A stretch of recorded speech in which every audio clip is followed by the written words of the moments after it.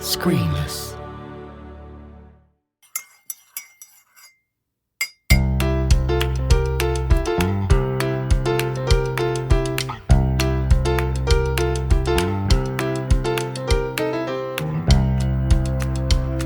Hello and welcome to another Creative Cuppa, the show where I have bite-sized chats with people working in the many creative industries. I'm Gareth Davies and I'm a composer for TV and also an audio producer. So I really enjoy hearing from creative people in all sorts of different jobs and from all sorts of backgrounds and countries actually, as today will show. There are common threads that fuel creativity in people, whoever they are and wherever they come from. If you know someone who works in a creative job and you think they might enjoy being a guest on a podcast like this, you can nominate them at creativecuppa.uk and they will be considered. Now, Isabelle Hardesty is a writer for the young adult age group and the fantasy genre, where she has created a whole universe of characters. Isabelle had some fantastic advice for anyone thinking of being a writer. So if you have a cuppa at the ready, yes, here we go.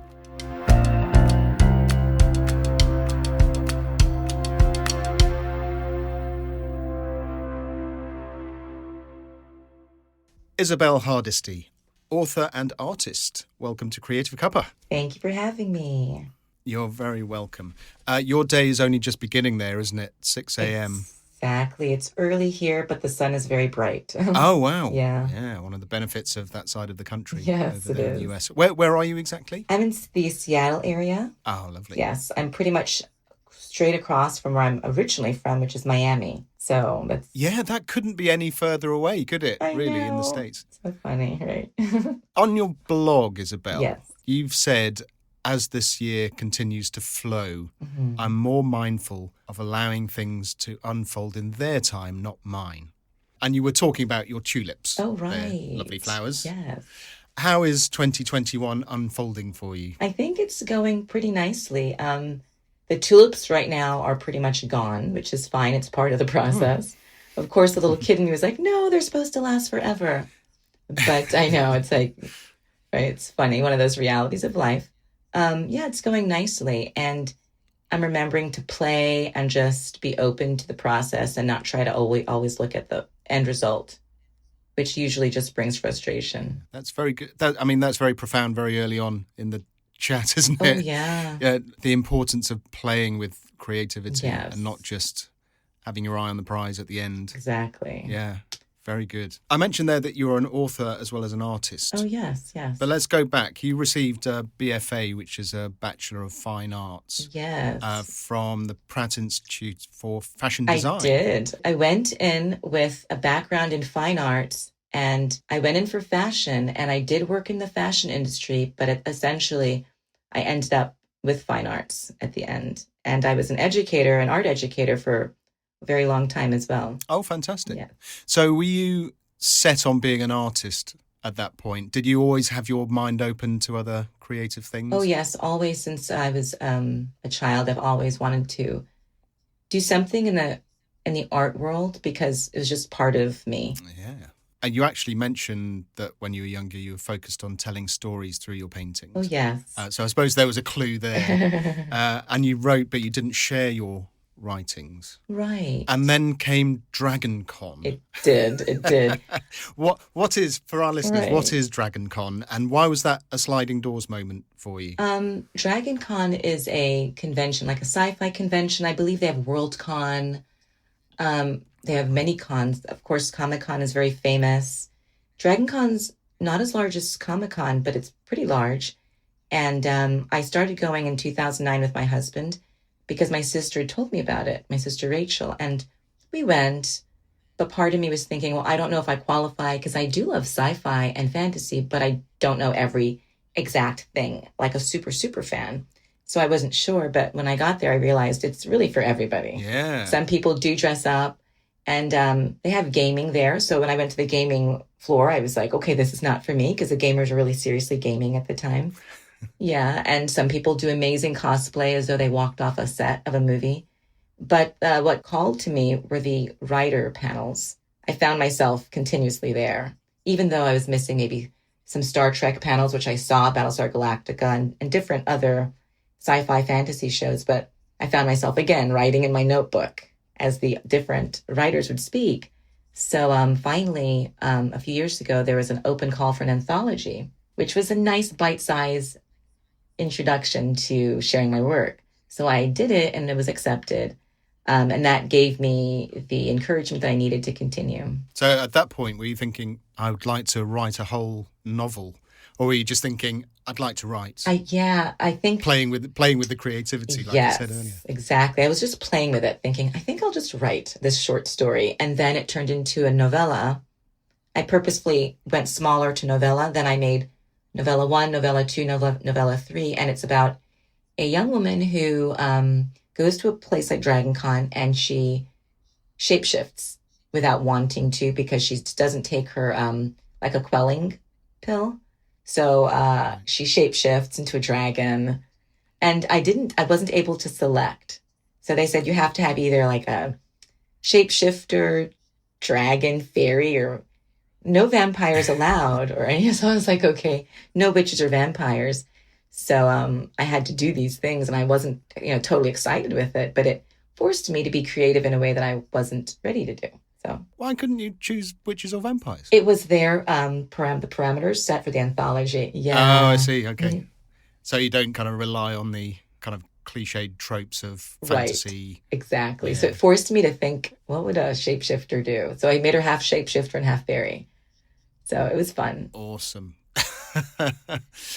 So the Midnight in Bellefleur followed. Oh yes, the Witch of Bellefleur. With that, you've mixed witches and telenovelas. Yes, I did. So this is like telenovelas are quite a South American thing, aren't they? Yes, it's like Mexican, South American, Caribbean. So basically, growing up in Miami, I remember I cherish the memories of being with my mom and my sisters, and even in Georgia, watching telenovelas, which are basically Latino, Hispanic soap operas. Soap operas, yeah. So you've mixed that with, that's unique, isn't it? Thank you.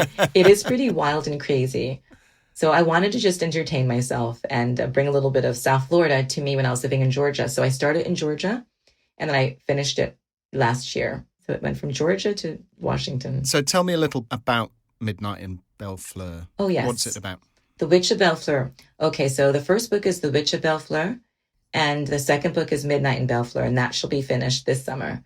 The Witch of Bellefleur is about Juliet, Mariana Fontaine, and she knows that magic exists, but she's not totally in love with it because she's just busy with other things. She's a recent high school graduate, and she has a best friend named Victor, who she just loves hanging around.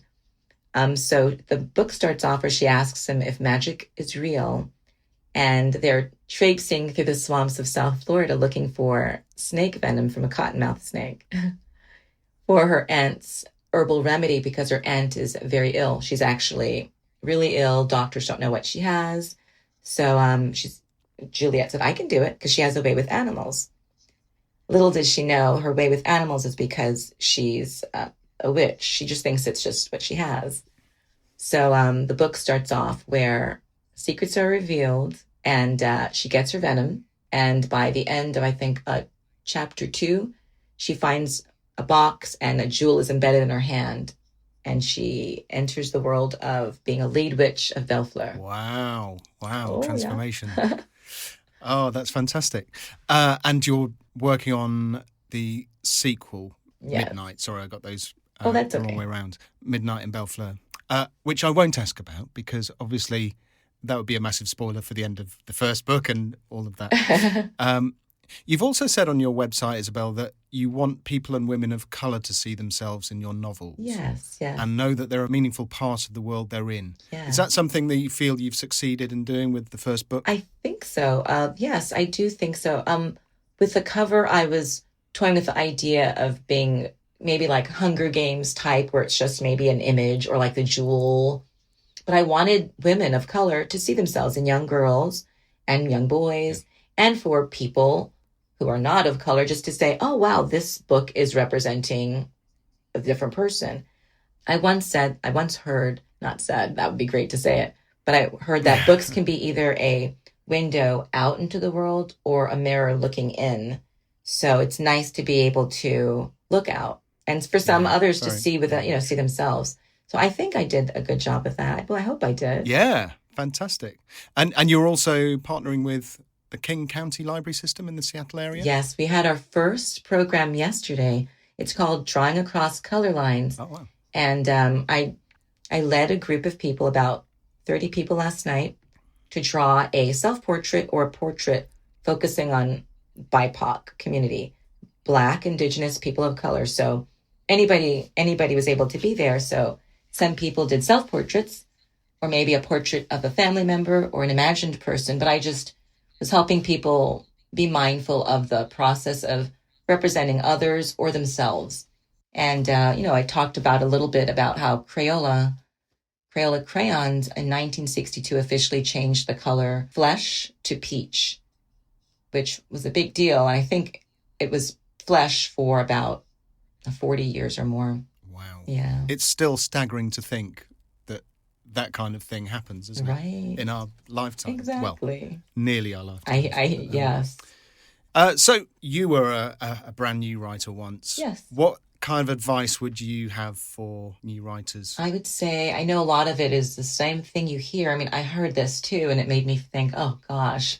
But, believe in your dreams, don't give up, and enjoy the process. And this is not what you want to hear all the time. And people say, right.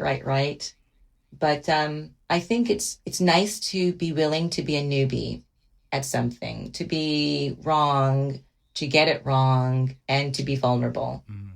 It's not always easy, especially if you're good at something else. And sometimes people are lawyers and they're like, I want to try maybe writing or something, but they're so good at one thing, it's hard for them to consider being not so good at something else. But it's actually refreshing, and it just reminds us of, the kid in us, I guess. Yeah. I'd add play with creativity. Yes. On there as well, your own advice. Play with it, yeah. Because I think this has come up before on the podcast about failure. Yes. And people don't want to see or be seen to fail. Exactly. Especially with social media around. Yeah, right. It's such an important part of the process, isn't it? It's an important part of the process, yes. And part of being human, too.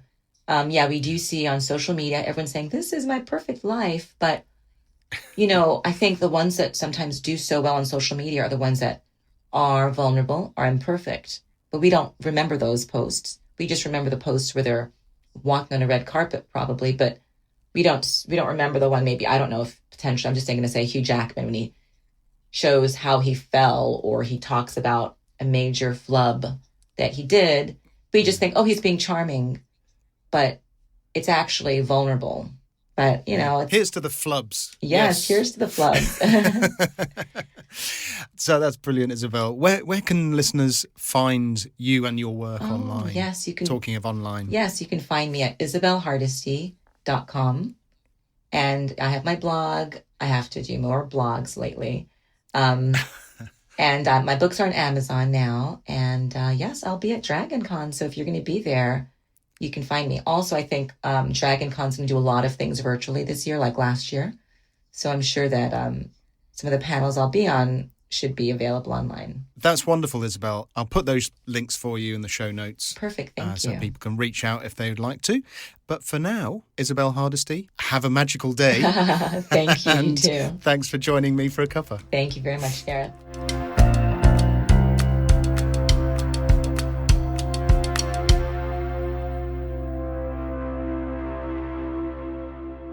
Thanks again to Isabelle for sharing her experiences. She had a brilliant reminder there to play and just be open to the process and not always trying to look at the end result. Really important stuff there.